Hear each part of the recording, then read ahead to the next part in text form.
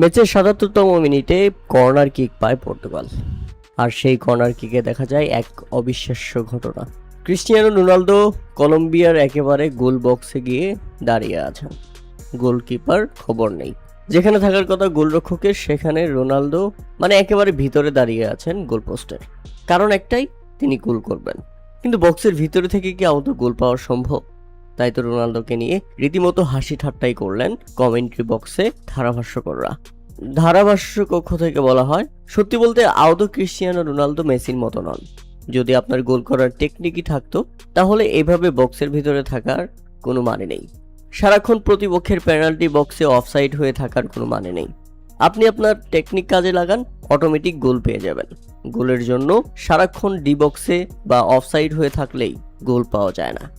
হ্যাঁ, এবারের বিশ্বকাপে সবসময় অফসাইড এবং প্রতিপক্ষের ডি বক্সে থেকে সমালোচনার শিকার হচ্ছেন পর্তুগিজ তারকা ক্রিস্টিয়ানো রোনালদো। এবারের বিশ্বকাপে কেন তিনি এমনটা করছেন সেটা আমাদের জানা নেই, তবে রোনালদো অবশ্যই কিছু একটা করার চেষ্টা করছেন যেটা তিনি নিজেই ভালো জানেন। তবে 41 বছর বয়সে এসেও ক্রিস্টিয়ানো রোনালদো দুর্দান্ত দেখিয়েছেন বাইসাইকেল শট, যদিও তাতে গোল আদায় করতে পারেনি শেষ পর্যন্ত।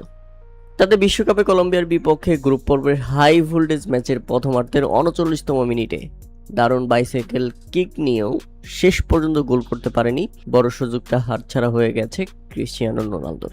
ব্রুনো ফার্নান্দেসের শট কলম্বিয়ার গোলরক্ষক ফিরিয়ে দিলে সেখানেই দারুণ সুযোগ তৈরি হয়, তবে শূন্যে ভেসে উঠে অটোমেটিক বাইসাইকেল কিক নিলেও অবিশ্বাস্যভাবে সেটা মিস হয়ে যায়।